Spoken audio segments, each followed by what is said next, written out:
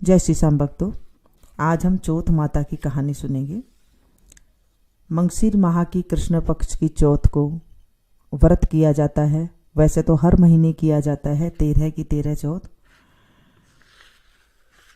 अभी कई लोग 4 चौथ भी करते हैं, कार्तिक, मंगशीर, पौष और माह। तो आज हम मंगशीर माह की चौथी कहानी सुनेंगे। बोलिए चौथ माता की जय। एक साहूकार था, उसके एक बेटा और एक बहू थी।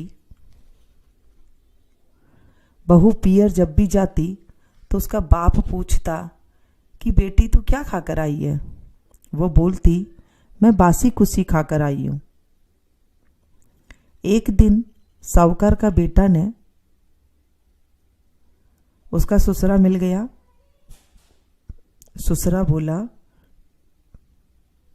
कि तुम लोग मेरी बेटी को बासी कुसी क्यों घर खिलाते हो, क्यों उसे खाने को देते हो बासी कुसी। लड़के ने ये बात माँ से आकर पूछा तो माँ बोली कि मैं तो ताजी ही घालती हूँ, चाहे तू आज देख लेना। एक दिन बहू का बाप आया, फिर से पूछा कि बेटी क्या खाया तूने। बेटी बोली बासी कुसी खाया है। उसका बाप जब चला गया, बाद में उसका पति बहुत नाराज हुआ और बोला कि मेरा बाप को क्यों बदनाम कर रही है, ताजी खाकर बासी कुसी बता रही है। जब वो बोली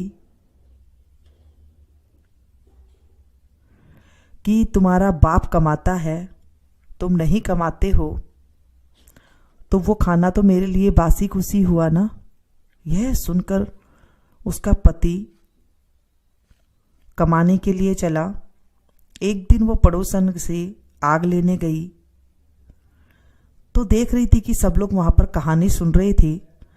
जब उनसे पूछी कि ये क्या कर रहे हो, पड़ोसन बोली कि हम तो चौथ माता की कहानी सुन रहे हैं। उसने पूछा इस कहानी से क्या होता है। उन्होंने कहा कि इस कहानी से अंधन होता है, बेटा पोता होता है, 12 बजकर बिछड़ा पति भी मिल जाता है।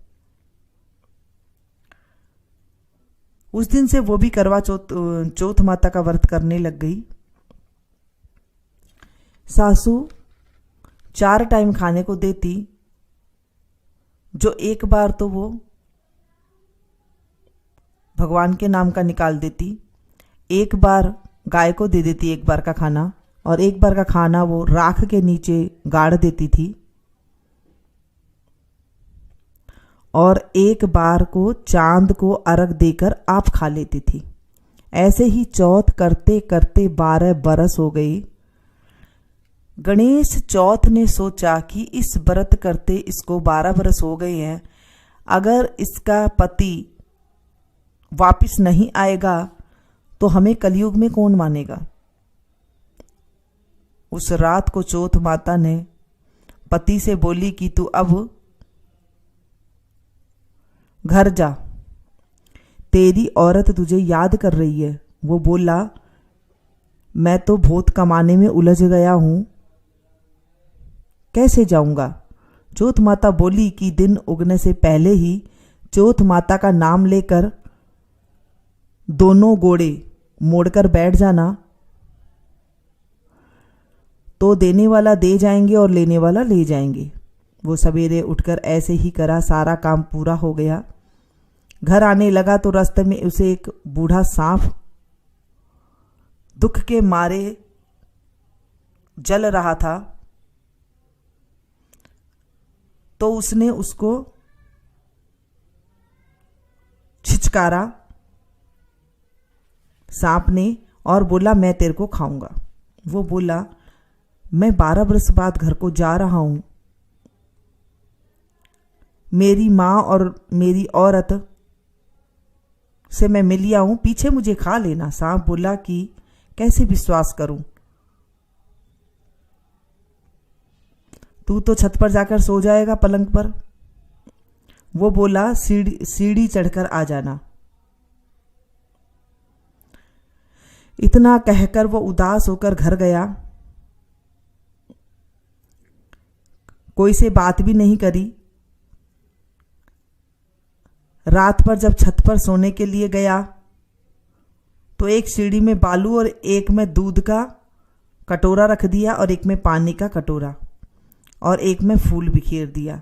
रात को सांप आया, पहले तो बालू में खूब लोट पोट पलोटा, फिर सारा दूध पी गया, फिर फूलों की सुगंध ली और जैसे ही छत पे जाने लगा तो चौथ माता सोची, अगर अब इसका संकट नहीं टालेंगे तो कलयुग में हमें कौन मानेगा।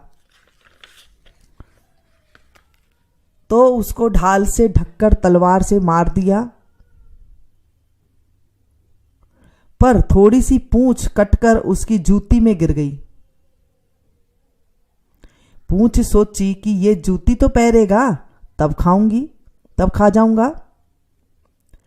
जब चींटी आपस में बात करने लग गई कि इसकी लुगाई, इसकी औरत हमें रोज चून गेरती है, आटा गेरती है, सो इसकी पति की रक्षा करनी चाहिए। सारी चींटियां लगकर पूंछ को थोती कर दी, उसे खाली कर दी, खा गई उसे। उससे उसका संकट टल गया। जब सवेरे उठने में देर हो गई तो मां सोची, मैं ऊपर जाकर देख के आऊं। जैसे जाने लगी तो सीढ़ी में खून देखकर चिल्लाई, सोची कि मेरा बेटा मर गया। बेटा आकर सारी बात बताई और मां ने पूछा कि मेरे नाम से कोई पुण्य व्रत करा था क्या। मां बोली, मैं तो कुछ भी नहीं करा, पर लुगाई बोली कि मैं बारू चौथ तुम्हारे नाम से करा था। मां बोली कि मैं तो व्रत करते हुए तुझे देखा ही नहीं, तुझे तो चारों वक्त रोटी खाती थी तू तो। बहू बोली, एक टाइम का मैं हथकार का निकालती थी, एक टाइम का मैं गाय को देती थी, एक टाइम का मैं राख में गाड़ देती थी मिट्टी के अंदर, और एक टाइम का मैं चांद को अर्घ देकर खाती थी। ब्राह्मणी की लड़की को बुलाकर पूछा तो वो बोली, हाँ मुझे देती थी। गाय से पूछा तो वो उन्हें साहूकारा भर दिया। राख को खोद कर देखा तो सोने की ईंट हो गई जो इसने रोटी रखी थी। सारी नगरी में उन्होंने हेला फिरा दिया। सबसे कहा कि पुरुष की औरत और बेटा की मां सबको ये व्रत करियो। दीदा गोड़ा आंख गोड़ा को धीरा सी, और सबको ये व्रत को करियो। हे चौथ माता, जैसे उसको सुहाग दिया वैसे सबको देना। कहते को, सुनते को, हुंकारा भरते को मेरे परिवार को देना और हमारी रक्षा करना। इसके बाद विंदायक जी की कहानी सुनते हैं। गणेश जी महाराज एक सेठ जी के खेत में निकल रहे थे तो 12 दाना जौ का तोड़ लिया, नाच का तोड़ लिया। पीछे गणेश जी मन में विचार करने लगे कि ये तो मैंने सेठ जी की चोरी कर ली है। गणेश जी सेठ जी के 12 वर्ष नौकरी पर लग गया। एक दिन सेठानी नित्य कर्म करके हाथ धो रही थी राख से, तो गणेश जी सेठानी का हाथ मरोड़कर राख को फेंक दी और बोला, माटी से हाथ धोवा दिया। सेठानी सेठ जी से बोली कि ऐसा कैसा नौकर रखा है जो नौकर की जात होकर के मेरा हाथ मरोड़ दिया। सेठ जी गणेशिया को बुलाकर बोला, तू सेठानी का हाथ क्यों मरोड़ा? तो वो बोला कि मैं तो एक काम की बात बताई है कि राख से हाथ धोने से कभी शुद्ध नहीं होते हैं। राख से हाथ धोने से घर की रिद्धि सिद्धि चली जाती है, माटी से हाथ धोने से घर में रिद्धि सिद्धि आती है। सेठ जी सोचा, गणेशिया है तो स्याना। थोड़े दिन बाद कुंभ का मेला आया तो सेठ जी बोला कि गणेशिया सेठानी को नुहा के लिया पानी के अंदर। गणेशिया ले गया। सेठानी किनारे पर बैठकर नहा रही थी तो गणेशिया ने आगे ले जाकर गोता खुआ दिया, डुबकी लगवा दी। घर आकर सेठानी सेठ जी से बोली कि गणेशिया ये काम करा है गणेश ने तो मेरी तो इज्जत ले ली। इतना आदमियों के बीच में मेरे को आगे तक घसीट कर नुहाकर लेके आया है। गणेशिया को बुलाकर पूछा तो बुलाकर किनारा पर बैठकर छबल छबल करके नहा रही थी और सबके जो नहाया हुआ पानी था उससे नहा रही थी।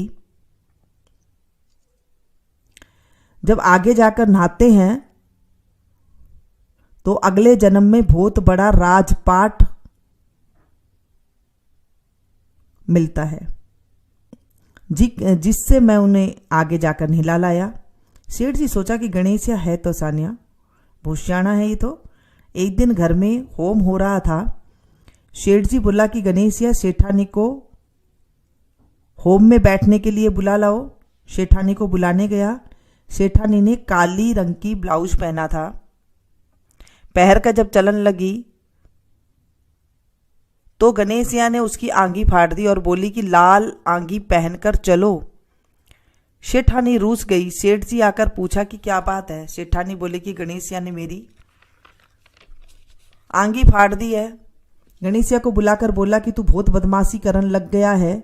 गणेशिया बोला सेठानी काली रंग के कपड़े पहनकर जा रही थी, मैं तो उन्हें निकलवा कर लाल रंग के कपड़े पहनने के लिए बोला है। काला रंग का कपड़ा कभी शुभ काम में पहनने से काम सफल नहीं होता है। सेठ जी बोला भाई गणेशिया है तो समझदार। एक दिन सेठ जी पूजा कर रहे थे तो पंडित बोला कि मैं तो गणेश जी की मूर्ति लेकर के आओ। तो गणेशिया बोला कि मेरे को ही मूर्ति करके विराजमान कर लो, तुम्हारा सारा काम सफल हो जाएगा। ये बात सुनकर सेठ जी गुस्सा आ गया और बोला कि अभी तक तो तू सेठानी के साथ मस्करी कर रहा था, अब मेरे साथ भी करने लग गया। गणेश जी बोला कि मस्करी नहीं कर रहा हूँ, सच्ची बात कह रहा हूँ। इतना कहकर गणेश जी का रूप धर लिया। सेठानी सदैव संदेह कर गणेश जी की पूजा करने लगे। पूजा खत्म होते ही गणेश जी अंतर ध्यान हो गई। सेठानी को बहुत धोखा हो गया और वो आपस में बात करने लगे, हमने तो गणेश जी हमारे घर में रहते थे, हमने उससे सारा ऊंचा नीचा काम करा लिया। गणेश जी सपना में आया और बोला कि मैं तो अपना खेत में से 12 दाना आपका खेत में से नाश तोड़ लिया था, उसका दोष उतारने के लिए मैं आपका 12 बरस काम करा। सेठ जी के करोड़ों रुपया की माया होगी। हे गणेश जी महाराज, जैसे वो सेठानी को दिया, सेठ को दिया, वैसा सभी को देना। इस कहानी को कहते को, सुनते को, हुंकारा भरते को, मेरे परिवार को भी देना। हे गणेश जी महाराज, हमारी रक्षा करना। हे चौथ माता, हमने आज कथा सुनी है चौथ माता की। इस कथा में कोई गलती होगी हो तो हमें माफ करना। इस कथा को सुनने के बाद जो आपने चावल लिए थे, कनक ली थी हाथ में, आप उसे सूरज को जल दे दे। थोड़े से दाने, वो जो आपने कहानी सुनी है उससे आपको चांद को अर्घ देना है बस। और जो अलग से थोड़े से चावल या कनक लेकर के आपने सूरज को अभी अर्घ दे देना है। ऐसी कहानी सुनते हैं, फिर बायना निकालते हैं। बोले चौथ माता की जय, गणेश जी भगवान की जय। मिलती हूँ फिर से एक नई वीडियो में नई जानकारी के साथ। Thank you.